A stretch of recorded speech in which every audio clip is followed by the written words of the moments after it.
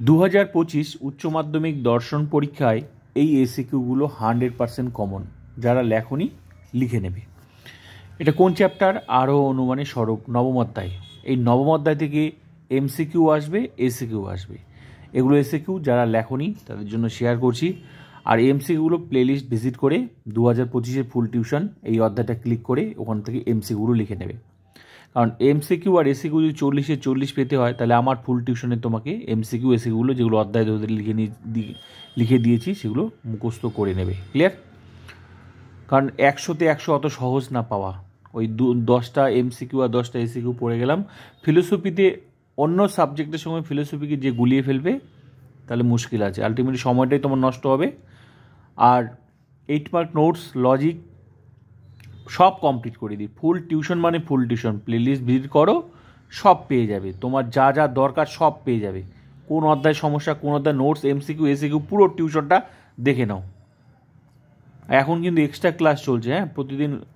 কালকে পরীক্ষা, তো আজকে প্রচুর ক্লাস হবে, দেখে নাও তোমরা। হ্যাঁ, আর যে এক্সট্রা ক্লাসগুলো করাচ্ছি সেগুলো ক্লাস করা মাত্রই আমি কিন্তু প্রত্যেকটা অধ্যায়ে সেটাকে সুন্দর করে সাজিয়ে দিই, প্লেলিস্ট পাঠিয়ে দিই। তো তোমরা কিন্তু প্রত্যেকটা অধ্যায় ভিজিট করে করে সেইগুলো কিন্তু প্র্যাকটিস করবে। প্র্যাকটিস তোমাদেরকে করতে হবে না, আমি নিজে করেছি, জাস্ট তোমরা দেখে নেবে, খাতা লিখে নেবে। ঠিক আছে? তো চলো এই ক্লাসটা করে নেওয়া যাক। দেখো, আরোহ অনুমান কাকে বলে? কয়েকটি বিশেষ দৃষ্টান্ত পর্যবেক্ষণ করে প্রকৃতির একরূপতা ও কার্যকারণ নীতির উপর ভিত্তি করে একটি সার্বিক সংশ্লেষক বচন প্রতিষ্ঠা করাকে আরোহ অনুমান বলে।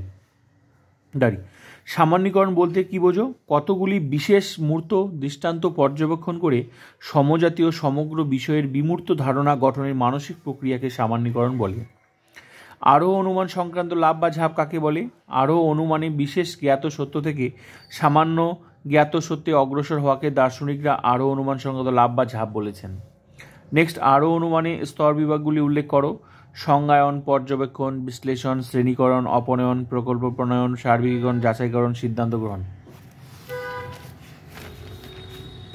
তোমাদের জন্য এই যে দেখছো এগুলো নিজের হাতে লিখছি, তো এমনি পরিশ্রম করে দিলাম তোমাদের জন্য।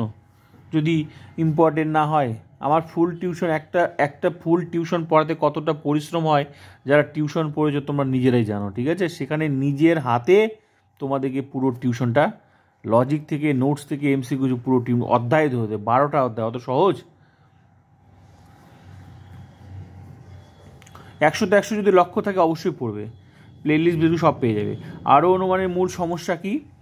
আরোহ অনুমানে কোন কোন শর্ত পূরণ করলে বিশেষ প্রশ্নটা আরোহ অনুমানে কোন কোন শর্ত পূরণ করলে বিশেষ সত্য থেকে সিদ্ধান্তে সার্বিক সংশ্লেষক বচন প্রতিষ্ঠা করা যায় তা নিরূপণ করাটাই হলো মূল সমস্যা।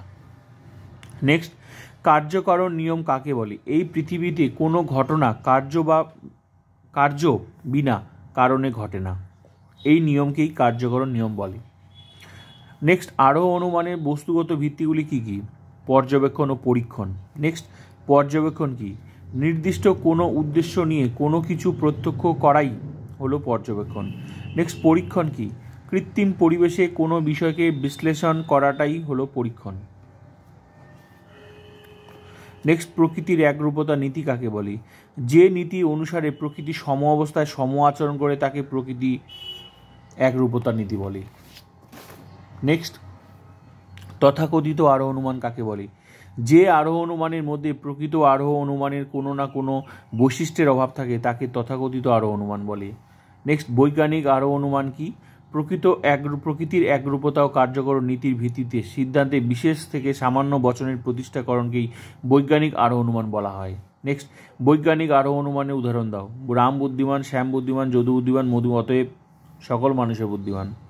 নেক্সট, বৈজ্ঞানিক আরোহের লক্ষ্য কি? দুটি ঘটনা বা বিষয়ের মধ্যে কার্যকরণ সম্বন্ধ আবিষ্কার ও প্রমাণ করা। নেক্সট, বৈজ্ঞানিক আরোহ অনুমানের প্রধান লক্ষণ কি? আরোহ অনুমান সংক্রান্ত লাভ। নেক্সট, অবৈজ্ঞানিক আরোহ অনুমান কি?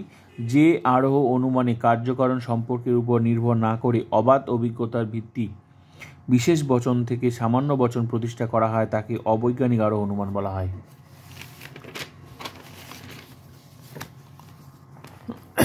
নেক্সট, অবৈজ্ঞানিক আরও অনুমানে উদাহরণ দাও বা লৌকিক আরও অনুমানে উদাহরণ দাও। যত সাপ দেখেছি তাদের সবকটি বিষাক্ত, আজ পর্যন্ত বিষহীন সাপ দেখিনি, অতএব সব সাপ বিষাক্ত। নেক্সট, অবৈজ্ঞানিক আরোহকে লৌকিক আরোহ বলা হয় কেন? অবৈজ্ঞানিক আরোহ অনুমান সাধারণ মানুষের মতো কার্যকরণ সম্বন্ধ নির্ণয় না করেই অবাধ অভিজ্ঞতার উপর ভিত্তি করে সিদ্ধান্ত গঠন করে বলে একে লৌকিক আরোহ বলা হয়। নেক্সট, অবৈধ সামান্যীকরণ দোষ কী? অবৈজ্ঞানিক আরোহ অনুমানে কেবল অবাধ অভিজ্ঞতার ভিত্তিতে সার্বিক সংশ্লেষক বচন প্রতিষ্ঠা করা হয়। এর ফলে যে দোষের সৃষ্টি হয় তাকে অবৈধ সামান্যীকরণ দোষ বলে। নেক্সট, অবৈজ্ঞানিক আরোহ অনুমানকে কি মূল্যহীন বলা যায়?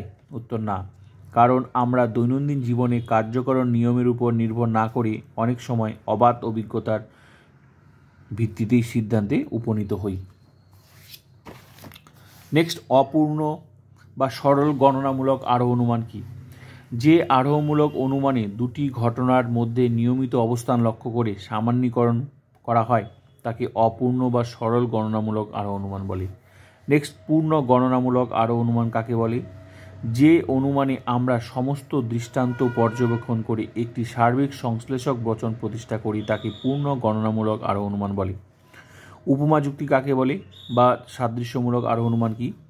যে প্রকার আরোহ অনুমানে দুই বা ততোধিক বস্তুর মধ্যে কয়েকটি বিষয় সাদৃশ্য বা লক্ষ্য করে কোনো বিষয়ে তাদের মধ্যে সাদৃশ্য আছে বলে অনুমান করা হয় তখন তাকে সাদৃশ্যমূলক আরোহ অনুমান বা উপমা যুক্তি বলে। উপমা যুক্তি কত প্রকার ও কি? ভালো উপমা, মন্দ উপমা, দুই প্রকার। ভালো উপমা যুক্তি কাকে বলে বা উত্তম উপমা যুক্তি কাকে বলে? যে উপমা যুক্তিতে দুটি বিষয়ের মধ্যে গুরুত্বপূর্ণ প্রাসঙ্গিক সাদৃশ্য বর্তমান থাকে এবং তারই ভিত্তিতে কোনো সিদ্ধান্ত গ্রহণ করা হয় তাকে ভালো বা উত্তম উপমা যুক্তি বলে।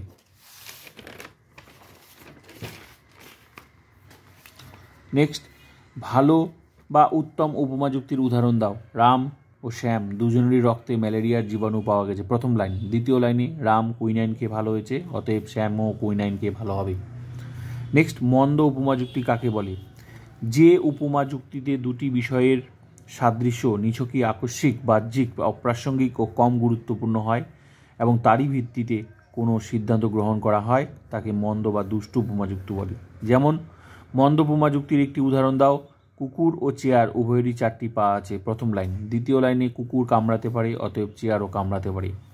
নেক্সট, ভালো ও মন্দ উপমা যুক্তির মধ্যে পার্থক্য করো। ভালো উপমা যুক্তির ভিত্তি হলো প্রাসঙ্গিক সাদৃশ্য এবং মন্দ উপমা যুক্তির ভিত্তি হলো অপ্রাসঙ্গিক সাদৃশ্য। লাস্ট প্রশ্ন, উপমা শব্দটির আক্ষরিক অর্থ কি? সাদৃশ্য বা মিল। ব্যাস, এই হচ্ছে তোমাদের